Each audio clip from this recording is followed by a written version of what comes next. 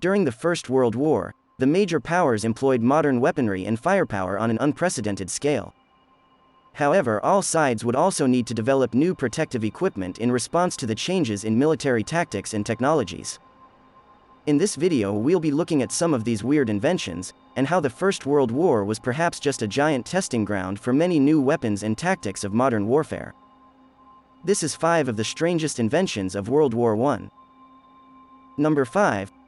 Fake trees. Being able to effectively scout your enemy and monitor their movements is of the utmost importance in warfare.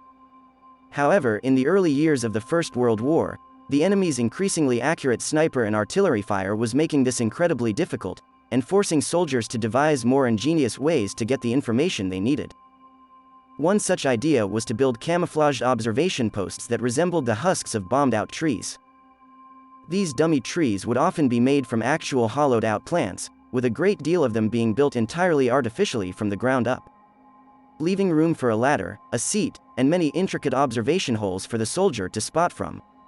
Some nations would even employ accomplished artists to increase the realism of the fake trees, and in 1914, during the Battle of Artois, the French would use these new weapons with great efficiency, directing artillery fire from the brilliantly camouflaged observation points. Number 4. Tankers' masks. The arrival of tanks to the front lines of the First World War would come as a huge surprise to the German soldiers that had to fight them. Without any anti-armor weapons to deal with them in the beginning, soldiers would resort to firing their rifles at the tank's vision slits, and at where the armor looked weakest, using specially made armor-piercing rifle ammunition.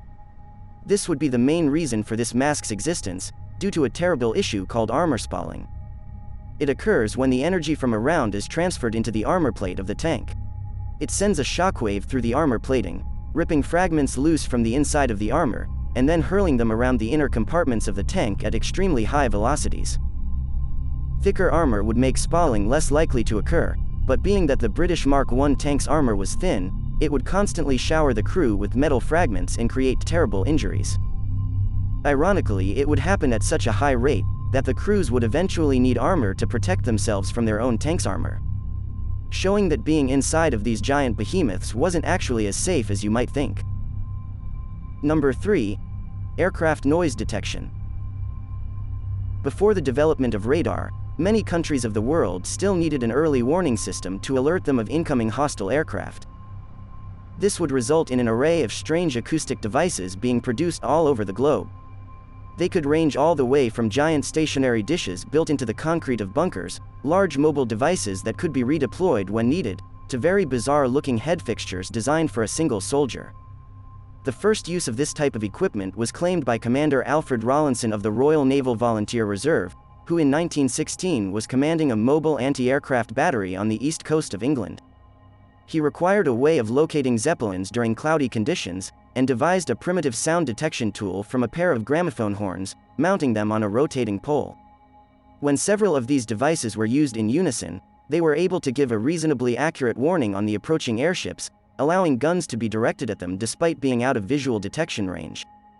These strange acoustic devices would see widespread use until the early years of World War II, when radar began to become a more credible alternative to the sound detection of aircraft. Number 2. The mobile infantry shield.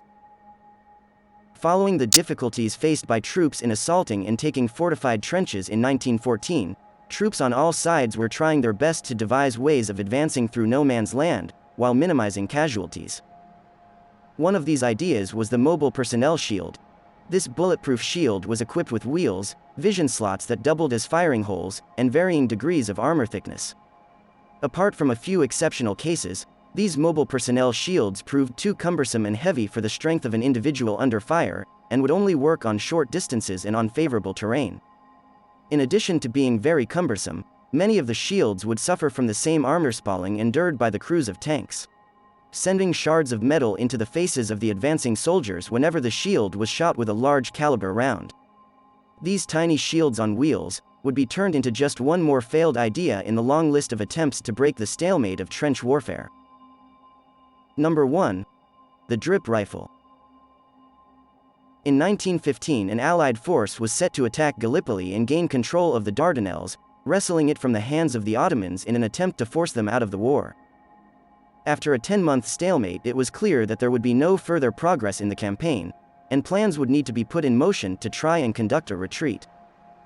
An evacuation under the present conditions would be very dangerous, however, as both factions' trenches were extremely close, and the high ground held by the Ottomans would mean visibility of any retreating troops would be high, making any large troop movements impossible to conduct without massive casualties. This was when a young Australian private named William Scurry and his friend Alfred Lawrence devised an ingenious invention to allow the Allied forces to withdraw at night, and gave the Ottomans the idea that the trenches of the Allies were still manned, keeping them in their own trenches while a retreat commenced.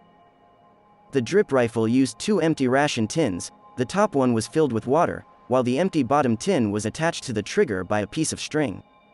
Before leaving, a soldier punched a small hole in the upper tin to allow water to trickle into the lower one, which eventually toppled over, pulling the trigger of the rifle.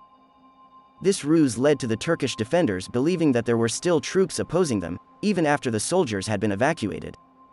This saved many hundreds of lives, and turned what was thought to be a hard-fought bloody retreat into perhaps one of the most clean and successful parts of the campaign. That was 5 of the strangest inventions of World War I. Thanks for watching. Please subscribe if you liked it, and I'll see you in the next video.